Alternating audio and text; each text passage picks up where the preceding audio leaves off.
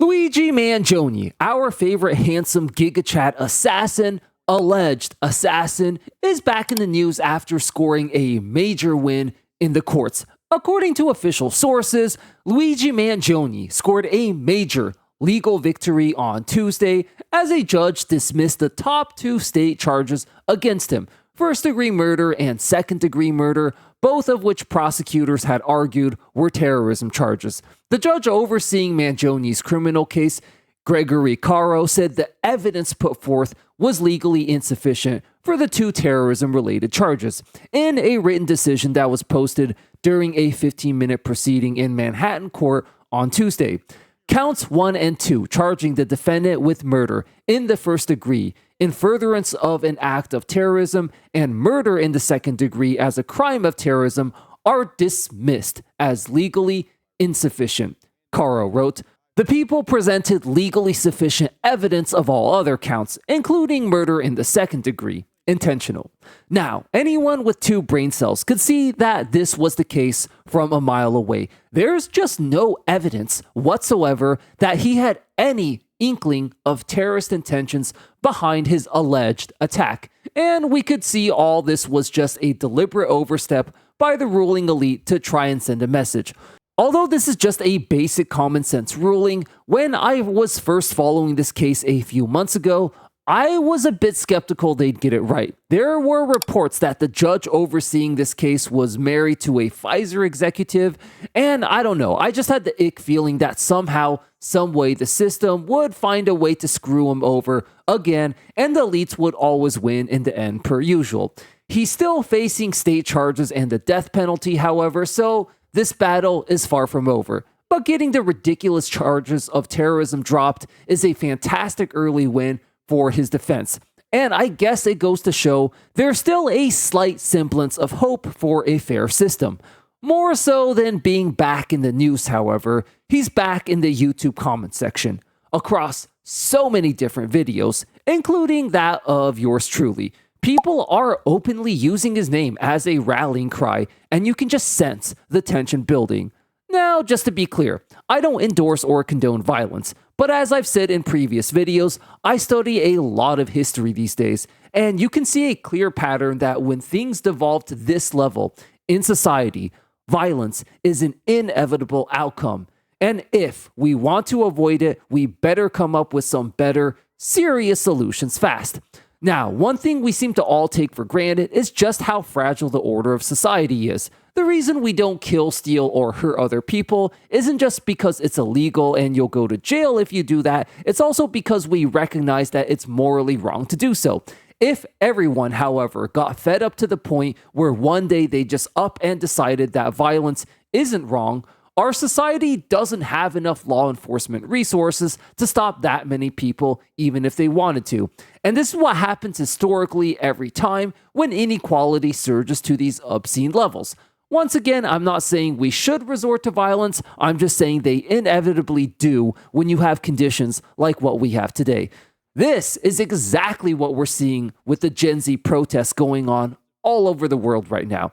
It started in Nepal not all that long ago, and now these violent Gen Z protests have spread like wildfire all around the world, from Peru to Morocco to Madagascar, where Gen Z literally completely overthrew the government, and the president was even forced to flee the country in the end. Now, the protesters come from vastly different cultures and parts of the globe, but they all share a few key things in common. They're all Gen Z, they're all mobilizing on social media, and they're all uniting under the One Piece anime flag. This flag has become a symbol of solidarity for Gen Z protesters across all countries and cultures, and galvanized a global movement the likes of which has never been seen before.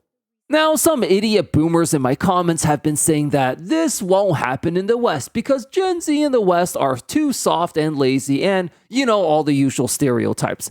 But you'd be incredibly naive and ignorant to think that it can't happen here if people continuously get pushed to the limit like this.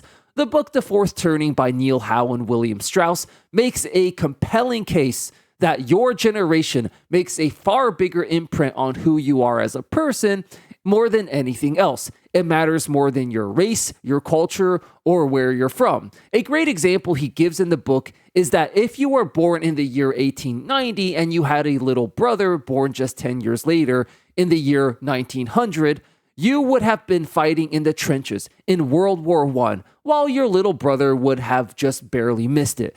This is bound to drastically shape who you are as a person and make you a very different person from who your brother is, even though the two of you have the exact same background with the same two parents growing up in the exact same household.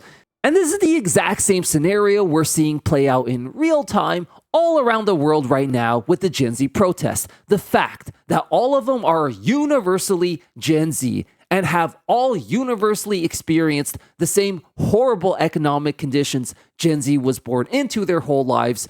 This seems to be the unifying factor above all else. We're not seeing people of every generation in the Nepal protest. We're seeing the Nepal protests spread to other members of the same generation across international lines.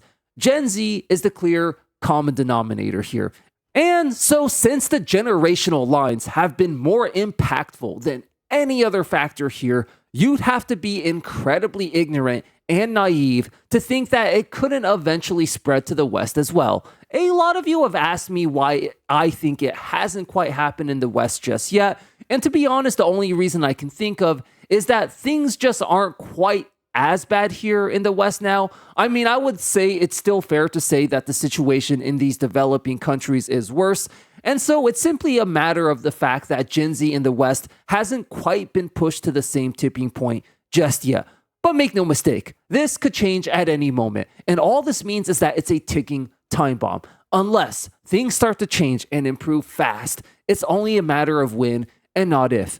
But Gen Z in the West doesn't necessarily have to start an all-out violent political revolution to make a significant impact. They're already starting to throw their political weight around as we speak and are changing the landscape of American politics forever. And as a millennial, I just have to say it's about time. I haven't given a shit about politics in a very, very long time. And the reason for this is simple. Both Democrats and Republicans suck in their own unique ways, and I don't know, I just can't be bothered to hold my nose and vote for the lesser of two evils. Republicans and trickle-down economics have definitely done more harm to the country, in my opinion, but then Democrats proceed to just not do jack shit to change or fix anything when they get in power either. In a way, I'm actually not mad when Republicans win, just because the way I see it is this.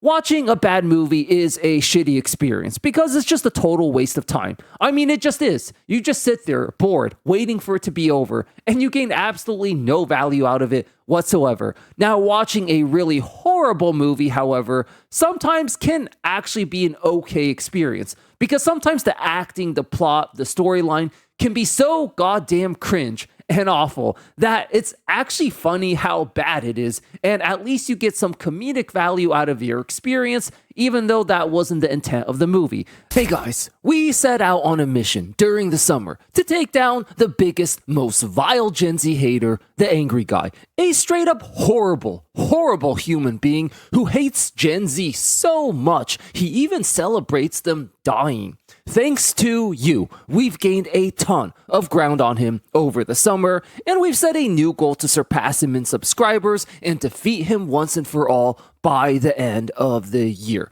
So, if you're new here and enjoying this content, definitely consider subscribing and helping us take down the biggest, most evil, final boss Gen Z hater. With your help, we can absolutely do this. That is exactly how I view the Democrat and Republican parties, respectively. The Democrats straight up won't get jack shit done, period. The Republicans, however, on the other hand, tend to screw things up so damn bad that A, there's at least some comedic value out of it at least, and B, they piss people off so bad that eventually they vote in the extreme opposite from the other side, who might at least change something, whether it's for the better or for the worst. And it seems like that's exactly what's happened in NYC recently. Now, I'll get to what I think about Zohran Mamdani's policies and whether or not I think they'll work in just a bit later here. But first, I want to talk about the massive ramifications it has for the political power of Gen Z. Make no mistake about it, Mamdani 100% totally owes this victory and the success of his campaign to Gen Z and young voters who are ready for something new and overwhelmingly broke for him. Specifically, young men broke heavily for Mamdani, which was a bit of a surprise. This marks the second major election in 2 years that young men were essentially the demographic that single-handedly determined the entire election. If you remember, they were also the reason Trump got elected a year ago, and the fact that they voted in Trump 1 year and then a self-proclaimed socialist the next shows they're not just a bunch of blind loyalists who you can just blindly count on and take their vote for granted no matter what. If you want their vote, you better produce results, which is your job as an elected leader anyways. Now, I think this marks a major watershed moment and a turning point in America where Gen Z is going to have the overwhelming majority of the votes and thus the political power in this country along with it. The road to the White House and Capitol Hill goes through Gen Z now. And if you want to get elected, you better show you can produce results for young people now. Boomers are starting to phase out. Their votes are going to matter less and less. Gen X, for whatever reason, always seems to be irrelevant and kind of left out of these generational conversations. I don't know, maybe they're just a less vocal generation or something, and millennials will likely just follow what Gen Z does. I've always believed that whenever the day comes that Gen Z becomes in charge of the world will finally start to change and gradually become a better place to live in. And it looks like we're in the early stages of that right now. Now, let's get back to Mamdani's policies, because this is where it gets really spicy in my opinion. On one hand, you have radical conservatives saying he's a Muslim jihad Marxist communist who's going to turn New York into Cuba or Venezuela or whatever, typical brain-dead Republican talking points of calling everyone you don't like a communist. And on the other hand, you got people saying he's exactly what we needed and he's going to be the future of the Democratic Party. Now, I'm someone who gets my worldview and political opinions from having traveled the world extensively and living in many different countries. I spent a lot of time traveling the Nordics, and I currently live in an ex-communist country in Eastern Europe where a lot of the remnants of history of communism are still very well felt today. So I have a decent perspective on both socialism, communism, and what we're dealing with right now. First of all, this idea that he's a communist or even a socialist, to be honest, is absolutely laughable to me. Most people labeling him as such are just a bunch of right-wing nutjobs who resort to calling everyone a communist when they have no real actual argument to make. And I think this misconception comes from the idea of people thinking free stuff equates to socialism. It doesn't. What socialism actually is when workers take over and seize the means of production across every single industry across the board. The quote-unquote free stuff policies of universal childcare, free buses, and the like are more Nordic-esque social democracies, not socialism. More on this later. The closest policy Mamdani has to actual true socialism is the government-run grocery stores, but even that's not actually socialism because they're still operating in a capitalist framework. They still have to go out there and compete against other privately owned grocery stores. For it to actually be a socialist regime, he'd have to actually take over every existing grocery store in New York City, forcibly kick out the CEOs and managers, and replace them with either a group of workers or the government itself. And as far as I know, he's not suggesting anything even remotely close to this. He's not even remotely close to being a socialist, let alone a communist. I know he calls himself a democratic socialist technically, but I don't care what somebody calls themselves. I need to see some actual evidence that they are who they say they are. If someone says they're Jesus, I'm not going to just believe they're Jesus without any proof. And so far, I've just seen little to no proof whatsoever that he's even a socialist, let alone a communist. And now let's move on to the issue of free stuff, because this is where the confusion really sets in. And I would say it's mostly due to the dishonesty of conservative capitalists. It's perhaps best encapsulated by this comment right here.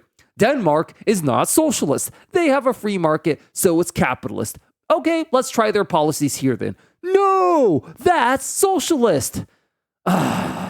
As we just established, free stuff or welfare programs are heavily associated with socialism, but if you look at the actual definition of socialism, nowhere is either mentioned. Not only that, but no socialist countries had extensive welfare programs either. In fact, they were just as obsessed with forcing everyone to get a job as capitalist countries are. The confusion started because Republicans wanted to smear universal healthcare, free college, and everything they didn't like as socialism. And because quote unquote socialism never works, this was an easy, low-hanging fruit insult for them to regurgitate. But here's the problem you run into when you do that. Whether or not socialism has worked is debatable, but let's just say for the sake of this conversation, it hasn't.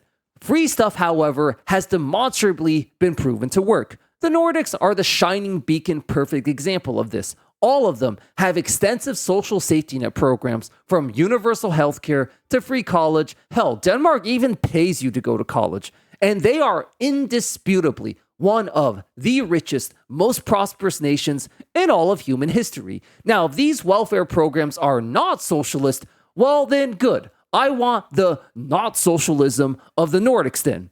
Capitalists are going to have to make a choice here. Either the free stuff they've been smearing as socialist are not actually socialist, or if they are socialist, then that would mean the Nordics are socialist, which would throw their entire socialism has never worked paradigm out the window.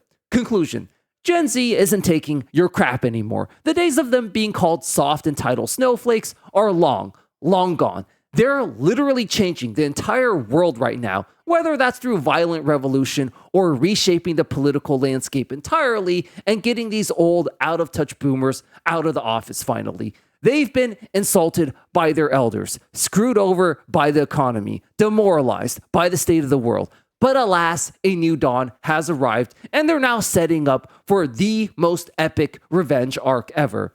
And the only reason they're able to do this is because they're quite literally the only generation with the balls to do so right now. We talk about this more in this video right here. Check it out. I'll see you there. Thanks for watching.